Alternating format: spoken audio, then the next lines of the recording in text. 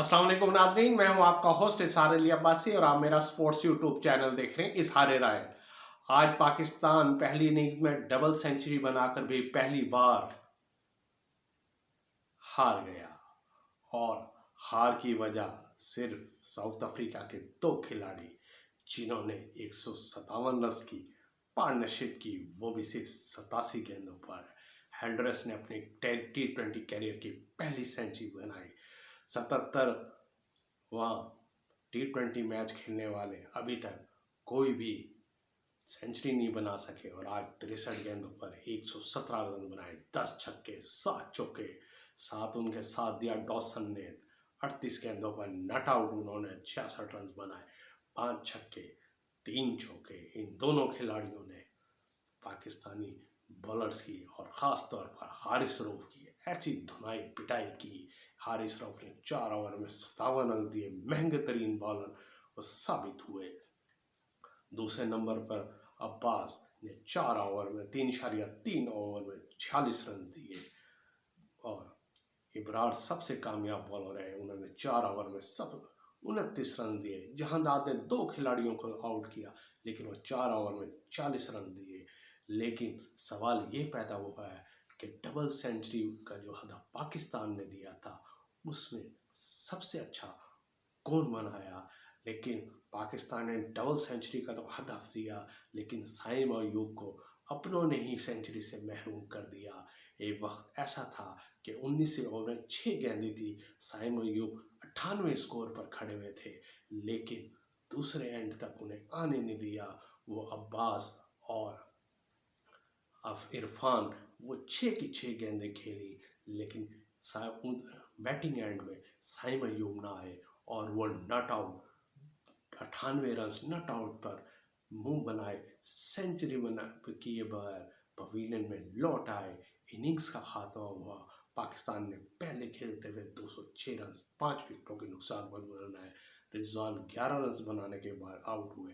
इसके बाद बाबर आजम और साइम अयूब ने दूसरी विकेट की शराकत में उम्दा खेल का मुजाहरा किया और दोनों ने दूसरी विकेट की शराकत में सिर्फ 45 गेंदों पर 87 रन बनाए।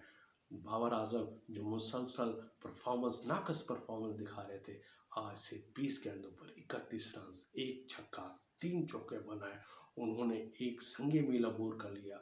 वो तीनों फॉर्मेट में 14,000 रन बनाने वाले पाकिस्तानी खिलाड़ी बन गए।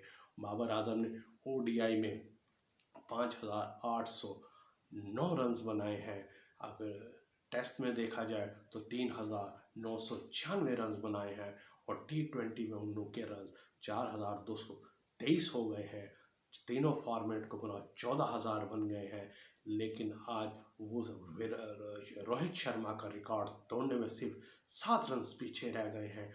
उन्होंने आज रोहित शर्मा का रिकॉर्ड तोड़ने के लिए 40 रन दरकार थे लेकिन वो 31 रन बनाकर आउट हुए। यूं अभी भी वो 9 रन पीछे हैं, यानी 4,223 रन उनके T20 में हो गए हैं। रोहित शर्मा के 4,231 रन हैं और दुनिया के पहले बल्लेबाज मौजूद है लेकिन सिर्फ बाबर आजम 9 रन की दूरी पर है। तीसरे नंबर पर विराट कोहली हैं 4,188 रन बनाकर। ये तीनों प्लेयर आपस में जुड़े हुए हैं, करीब करीब हैं। देखें अभी फिलहाल रोहित शर्मा है लेकिन वो भी बाबर आजम से 9 रन की दूरी पर है। अब बाबर आजम 85 रन और साइम अयूब के दौरान 87 रन की शराकतदारी हुई लेकिन उस्मान खान और उस्मान मिडल ऑर्डर में उस्मान नाकाम हुए। उस्मान ने 3 रन बनाने के बाद आउट हुए। इसके बाद इरफान नियाजी और साइम अयूब ने खूब जमाई और दोनों ने 5 विकेट की शराकत में 73 रन बनाए सिर्फ 32 गेंदों पर। आखिरी 4 ओवर में पाकिस्तान ने 78 रन बनाए।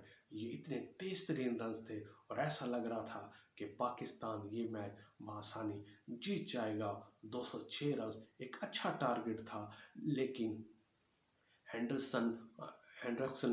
रेजा हेंडरसन ने सेंचुरी बनाकर और डॉसन ने उनका साथ दिया और रेजा हो गए।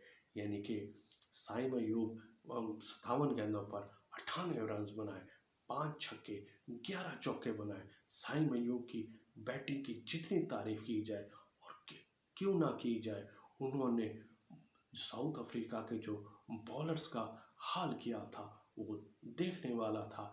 यानी कि कोई भी नो लुक शॉट हो, स्ट्रेट ड्राइव हो, स्वीप शॉट हो, स्कूप शॉट हो, कवर ड्राइव हो, साई मयूब और बाबर आजम और इरफान नियाजी ने खूब साउथ अफ्रीका के बॉलर्स की धुनाई की।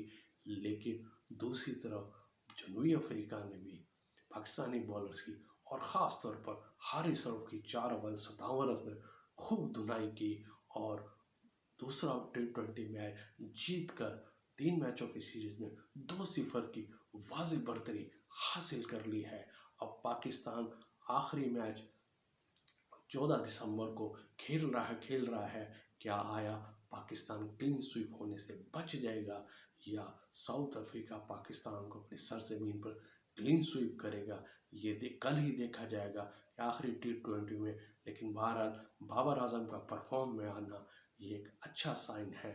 और दूसरी तरफ मिडल ऑर्डर में इरफान खान नियाजी की उम्दा परफॉर्मेंस काबिल दीद रही और साई महमूद इस लिहाज से हार्ड लग रहे कि वो आज अपनी पहली T20 सेंचुरी ना बना सके।